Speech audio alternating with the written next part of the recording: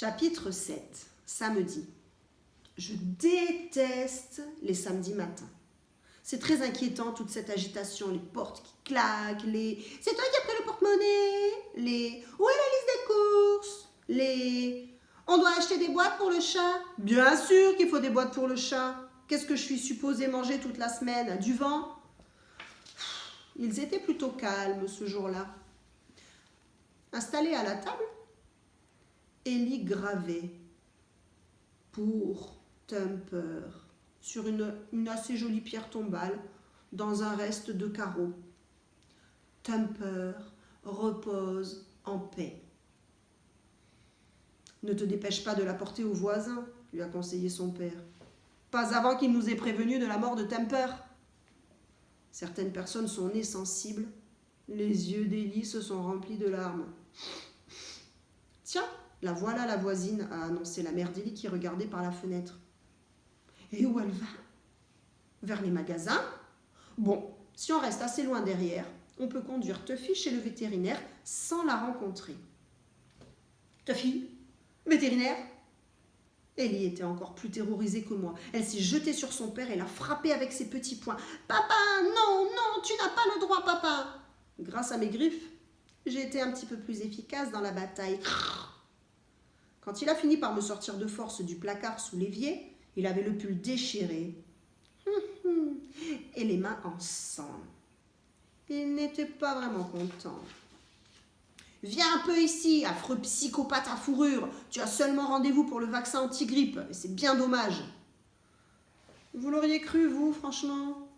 Je n'en suis pas vraiment sûre. Ellie ne l'était pas non plus.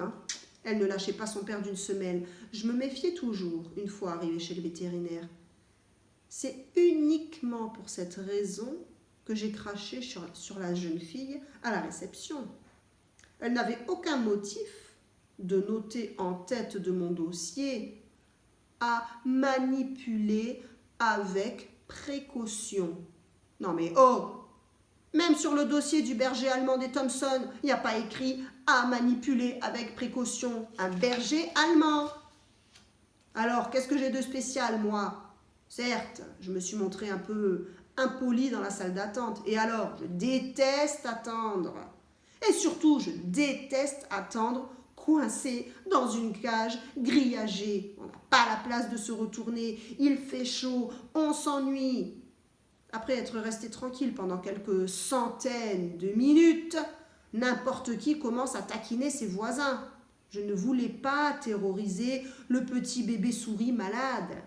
J'étais juste en train de le regarder.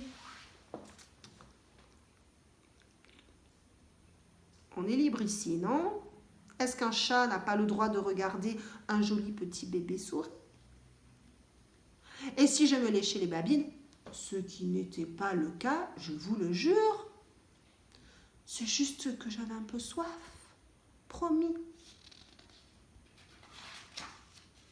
Je n'essayais pas de lui faire croire que j'allais le manger, mais non. Le problème avec les bébés souris, c'est qu'ils n'ont pas du tout le sens de l'humour. D'ailleurs, les gens qui se trouvaient là dans la salle d'attente ne l'avaient pas non plus, le sens de l'humour. Le père d'Ellie a levé les yeux de sa brochure intitulée « Animaux domestiques et verts ». Très sympathique, vraiment. Retourne la cage, a-t-il demandé à Ellie. Et Ellie a retourné la cage. Et maintenant, je voyais le chien terrier des Fisher. Et si un animal mérite la mention à manipuler avec précaution sur son dossier, c'est bien le chien terrier des Fisher. Bon, d'accord, je lui ai sifflé dessus. Kss. Pas fort du tout. Fallait avoir des oreilles bioniques pour l'entendre. Bon, d'accord, j'ai aussi un peu grogné. Mais pour le grognement, il a l'avantage. Lui, c'est un chien. Moi, je ne suis qu'un chat. Oui, d'accord, j'ai un peu craché. Enfin, si peu. Rien qu'on ne remarque, sauf si on est sur le dos de quelqu'un. Bon, comment je pouvais savoir, moi, qu'il n'allait pas bien? Tous ceux qui attendent ne sont pas obligatoirement malades. J'étais pas malade, moi. Enfin, je n'ai jamais été malade. Je ne sais même pas ce que c'est, moi, être malade. Et je pense même que si j'étais mourant, Une boule de poil enfermée dans une cage et m'adressant un tout petit cri ne me ferait pas filer en pleurnichant et en tremblant sous la chaise de ma maîtresse. C'est plus une poule mouillée qu'un Scotch terrier, hein, si vous voulez savoir ce que j'en pense de ce chien, moi.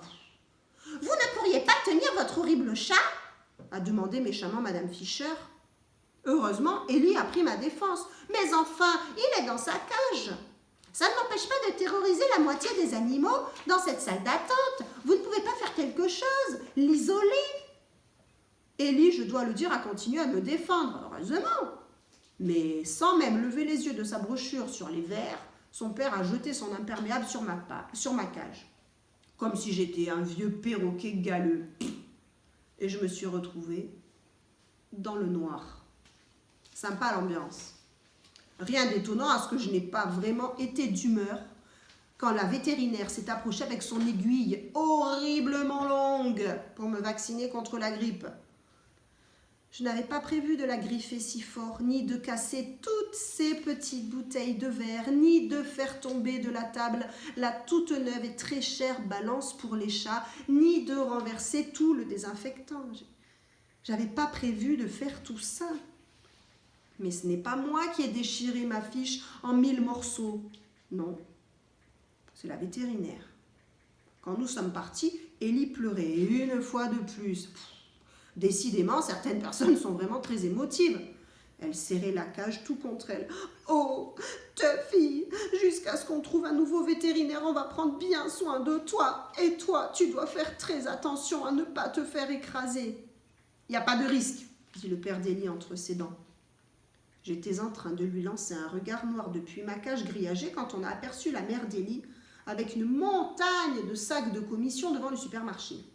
« Vous êtes très en retard, il y a eu un problème chez le vétérinaire ?» Et là, Ellie a éclaté en sanglots.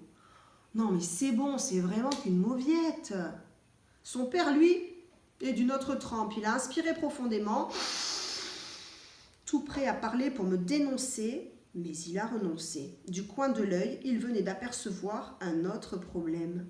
« Allez vite !» a-t-il chuchoté. « La voisine vient de passer à la caisse. » La maîtresse de mon lapin Thumper.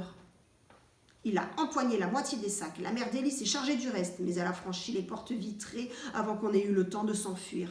Et maintenant, ils étaient tous les quatre obligés de bavarder. « Bonjour !» a dit la maman d'Ellie. « Bonjour !» a répondu la voisine. « Belle journée !» a dit le père d'Ellie. « Superbe !» a dit la voisine. « Bien plus agréable qu'hier !» a renchéri la mère d'Ellie. « Oh oui !» a affirmé la voisine. « Hier, c'était une horrible journée. » Elle devait juste faire allusion au temps, pour l'amour du ciel. Et là, Ellie a fondu en larmes.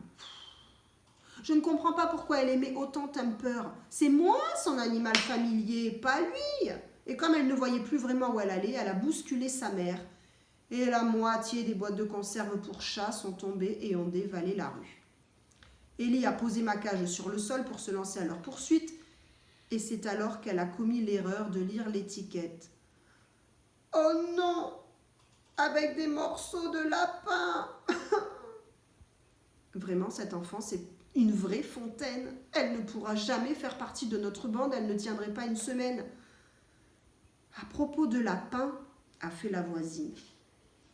Il est arrivé une chose incroyable.